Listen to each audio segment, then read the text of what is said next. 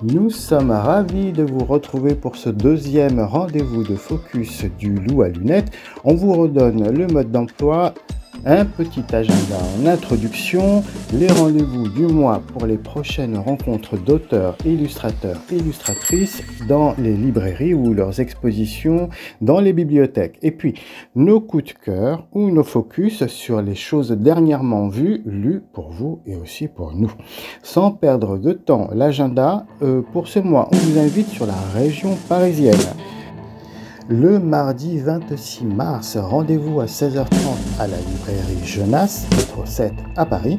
Dédicace avec Laurent Audouin, auteur et illustrateur notamment de la série BD Jeunesse Sacré-Cœur.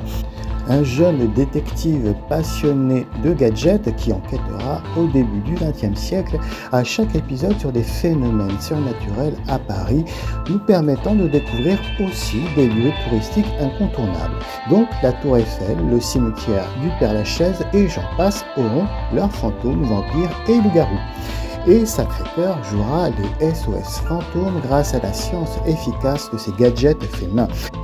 Cela s'inspire toujours d'objets du quotidien et donne lieu, sur les rencontres avec Laurent Audouin, à de super ateliers pour créer ses propres robots. Pour l'occasion, nous dit-on, les enfants de l'école 103 choisis ont réalisé ici une grande vitrine autour des aventures fantastiques de Sacré-Cœur, édition Le Petit Lézard. Mardi 26 mars, autre rendez-vous à 16h30 sur Paris, dédicace d'Alexis Dorman, illustrateur de la très appréciée BD Picobog, publiée chez Dargaud. Vous savez bien ce petit garçon à l'identique de notre ancienne héroïne hispanique Mafalda qui offre avec sa petite sœur Anna des petites paroles d'enfants irrésistibles, drôles et philosophiques à hauteur de mots. Donc ça c'est à la librairie Libellule et Coccinelle, rue Turgot. Côté province, mercredi 27 mars à 17h, c'est à la médiathèque Jacques Chirac du centre-ville de la ville de Troyes. Alors on reprend le texte. Venez rencontrer Manon Fargueton autour de son dernier roman, Le cycle des secrets, paru chez Gallimard Jeunesse. C'est un roman de fantaisie pour grands adolescents et jeunes adultes. Et puis enfin, côté Europe, et c'est à Bruxelles, le mercredi 3 avril, cette fois, et à partir de 14h, on vous convie à la médiathèque Le Phare à Uccle, dans le cadre du festival Le Queue, à une heure du conte avec l'auteur facétieux Vincent Cuvelier autour de ses albums. On imagine qu'on y retrouvera l'impayable petit personnage Émile, paru chez Gallimard Jeunesse. C'est donc pour les 4 ans et plus. Et ceci sera suivi à 15h30 par la projection ciné de L'Aventure des Marguerites de Pierre Corré, adapté de la BD Le Temps des Marguerites, signé du texte Vincent Cuvelier. Donc ça, c'est pour les 8 ans et plus, et il y en a finalement pour tout le monde. C'est avec cette info que nous refermons l'agenda. Bien sûr, il y aura beaucoup d'autres rendez-vous à ne pas manquer. On vous recommande peut-être de vous tourner vers les réseaux sociaux dédiés à la littérature jeunesse pour être averti des rendez-vous près de chez vous. À présent, place à nos focus du mois. N'oubliez pas, ce n'est pas que de la nouveauté. Ce sont nos curiosités, nos titres utiles, vus et lus pour vous. Et encore une fois, pour nous aussi, parce qu'on aime ça. C'est parti. À noter une collection des arts chez l'éditeur L'Élan Vert. Peut-être que vous la connaissez déjà.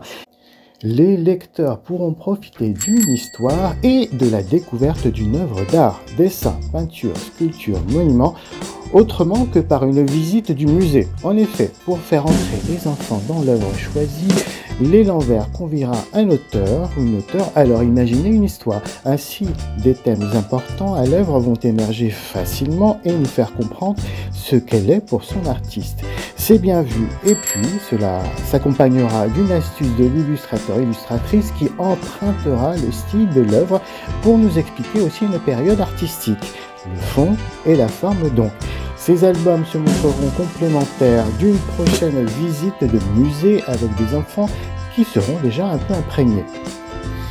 Focus sur l'album par exemple Un jour particulier, imaginé par l'auteur Michel Séonnet avec le talentueux Olivier Devaux sur les pinceaux, reprenant la scène des glaneuses du peintre Jean-François Millet.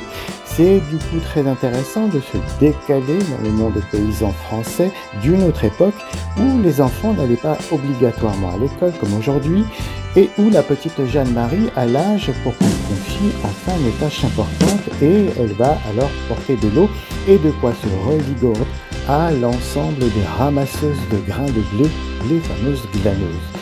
On nous explique dans l'histoire qu'un jour par an, le seigneur du domaine permet aux paysans de ramasser les restes oubliés de grains sur son champ. Et ce sont les femmes qui doivent s'y coller.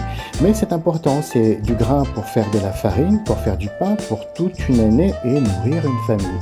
L'aventure illustrée ainsi est douce, mais la réalité est forcément terrible, injuste, en nous rendant compte de la pénibilité, de l'humiliation, mais de l'urgence de cette journée.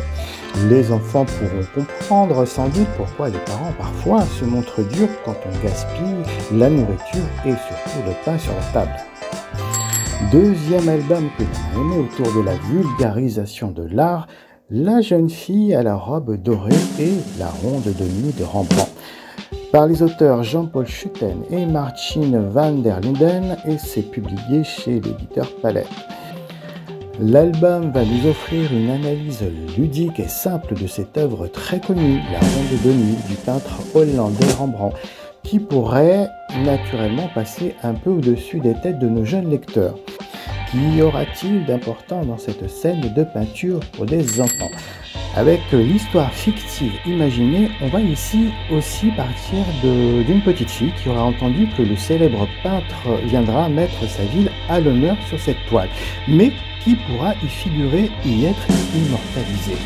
La petite fille posera la question au peintre qui tentera de déterminer dans cet entourage qui est le plus méritant, le plus joyeux, le plus courageux ou le plus fort, nous présentant tout tour à tour les personnages du tableau. Ils sont tous de la garde de nuit, le service de protection pendant que les gens dormiront tranquilles et ne craindront pas d'attaque. Et oui, ainsi retrouver de la sérénité deviendra politique pendant des périodes de guerres incessantes. La petite fille du coup se dira qu'elle n'aura aucune chance de se retrouver un jour sur un tableau comme celui-là. Et nous la voyons affichée au premier plan plus important de la vraie peinture de Rembrandt. Et Rembrandt, le peintre, nous expliquera pourquoi. L'approche de cette présentation est par ce biais passionnant, permettant de faire un peu d'histoire utile que l'on peut confronter à notre quotidien. La ronde de nuit, c'était en quelque sorte nos agents de police, mais avec des lances. Voilà, nous espérons vous avoir donné envie de tenir ces albums entre vos mains et de les emprunter dans les médiathèques près de chez vous. Demandez-les, d'autant que souvent pour les enfants et parfois pour les parents, les médiathèques c'est gratuit, alors servez-vous. À bientôt pour un autre focus, bonne lecture.